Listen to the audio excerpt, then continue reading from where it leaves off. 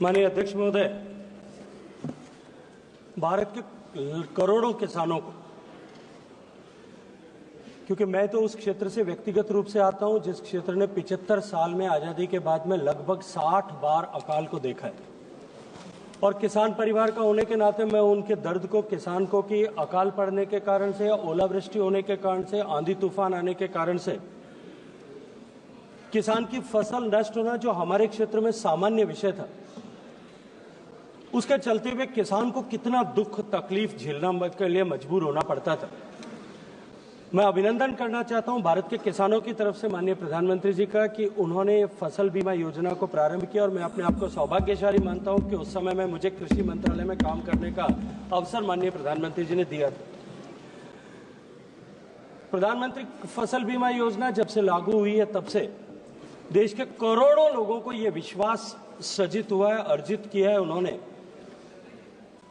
कि यदि राम रूठ जाए, राजस्थानी में एक कहावत है कि राम रूठ जाए लेकिन राज साथ में खड़ा है, भगवान भी नाराज हो जाए लेकिन सरकार साथ में खड़ी है, ऐसी परिस्थिति निश्चित रूप से किसान आज महसूस करते हैं। माननीय सदस्य ने प्रश्न किया है कि a dip has been observed in the total number of the farmer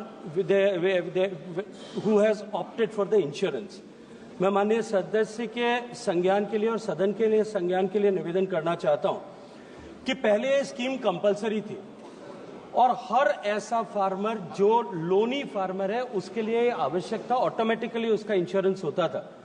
लेकिन देश भर में अनेक प्रदेशों से, इस सदन में भी अनेक बार इस प्रश्न को उठाया गया कि हमारा जबरदस्ती इंश्योरेंस किया जा रहा है, हमारी को आवश्यकता नहीं है। ये तो माननीय प्रधानमंत्री जी के मार्गदर्शन में उसे समाप्त किया गया।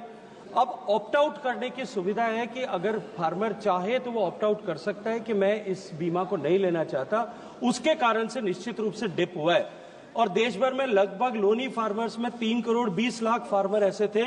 जिन लोगों ने जो है फसल बीमा से अपने आप को बाहर रखा है। लेकिन माननीय सदस्य की जानकारी के लिए, मैं सदन की जानकारी के लिए बताना चाहता हूं कि उसको लेकर के एक स्पेशल ड्राइव पिछले वर्ष में आयोजित किया गया, जिसमें 1 करोड़ 30 लाख के लगभग फार्मर्स को नया उसके साथ में जोड़ा गया। निश्चित रूप से मैं आग्रह करूंगा यहां बैठे हुए सभी सम्मानित सदस्यों से कि किसानों को अपने प्रभाव का उपयोग करते हुए इस जो है बीमा योजना के साथ में जोड़ने के लिए सभी सम्मानित सदस्यों को अपने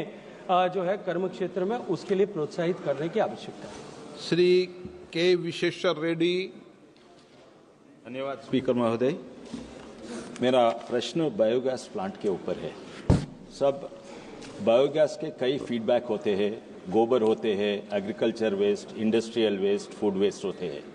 लेकिन गोबर से 1 केजी गोबर से सिर्फ 20 लीटर बायोगैस उत्पत्ति होता, 1 केजी एग्रीकल्चर वेस्ट से 200 litre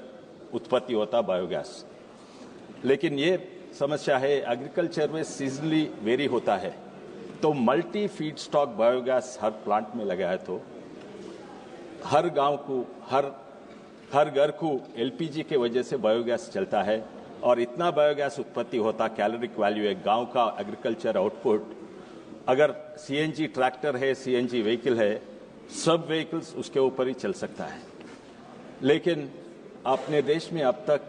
multi feed stock biogas plant नहीं है। उसके ऊपर कोई अगर है तो हर गांव में है तो 1 लाख करोड़ बचता है एलपीजी का पूरा देश में, 7 लाख गांव में। तो multi feed stock biogas plant के ऊपर कुछ रिसर्च चल रहा है, उसका प्रमोशन के लिए कुछ कर रहे हैं मिनिस्टर। ये है मेरा प्रश्न। Thank you sir. माननीय अध्यक्ष महोदय, मैं माननीय सदस्य के सुझाव के लिए माननीय सदस्य का अभिनंदन करते हुए उनके संज्ञान में लाने के लिए निवेदन करना चाहता हूं। देश में गोबर गैस को डिसेंट्रलाइज करने के लिए बहुत सारे प्रयास किए गए। देश भर में अनेक वर्षों से, पिछले 40-45 साल से किसान के घर में या क्या जो है गोबर गैस प्लांट लगे, इसकी योजना को विभिन्न स्तरों पर राज्यों के सहयोग से लाया गया। माननीय गिरिराज सिंह जी यहाँ बैठे हैं, वो इसके बड़े जो है वो कॉर्गनाइजर भी रहे हैं और बड़े समर्थक भी रहे हैं। उन्होंने अनेक जगहों पर इसके बारे में चर्चा की है। माननीय नरेंद्र मोदी जी के नेतृत्व में सरकार बनने के बाद में डिसेंट्रलाइज्ड गोबर गैस प्लांट बने, उस पर भी प्रभावशाली तरीके से काम हुआ। लेकिन उसके साथ साथ में sanitation and water resources ministry के तत्वावधान में, जिसमें काम करने का सौभाग्य मुझे सम्माननीय प्रधानमंत्री जी ने दिया था, वेल्थ आउट ऑफ वेस्ट इस परिकल्पना को ध्यान में रखते हुए गोबर्धन परियोजना को प्रारंभ किया गया था, जिसके तहत मल्टी फीड स्टॉक और गोबर इन दोनों को लेकर के इस तरह के ऑर्गेनाइज्ड गैस प्लांट जो है गोबर गैस प्लांट बनाए गए और 500 ऐसे गोबर गैस प्लांट बनाने को लेकर के और एक योजना पर काम हुआ है, जिसमें गोबर गैस प्लांट स्थापित किए जा रहे और उनको स्थापित करने के को इंसेंटिवाइज करने के लिए जो गैस उससे बनती है वो गोबर गैस प्लांट वायबल हो, उसके लिए भारत सरकार के जो है जल शक्ति मंत्रालय ने पेट्रोलियम मिनिस्ट्री के साथ में एक अनुबंध करके उत्पादित सारी गैस को पेट्रोलियम कंपनीज एक फिक्स रेट पर खरीदें और वो रेट भी जो है क्रूड ऑयल की प्राइस के साथ में इंटीग्रेट किया गया है, ताकि वो रेट किसान को क्रूड ऑयल के रेट बढ़ने के साथ साथ में उस किसान को जो है डायनामिक रेट उसकी मिलती रहे। उसके साथ साथ में क्योंकि उसमें जो स्लरी बचती है, उस स्लरी को ये ऑब्जर्व किया गया था कि उसका किसान को देने में क्या कहीं इंसेंटिव किसान के पास में नहीं है। उसको प्रमोट करने के लिए भी माननीय प्रधानमंत्री जी एक योजना उसको लेकर के भी बनाई गई है, जिसमें एक एमडीए जो है किसानों को जैविक खाद अपनाने के लिए एमडीए प्रोत्साहन राशि के रूप में 1500 रुपए पर मीट्रिक टन का दिया जाता है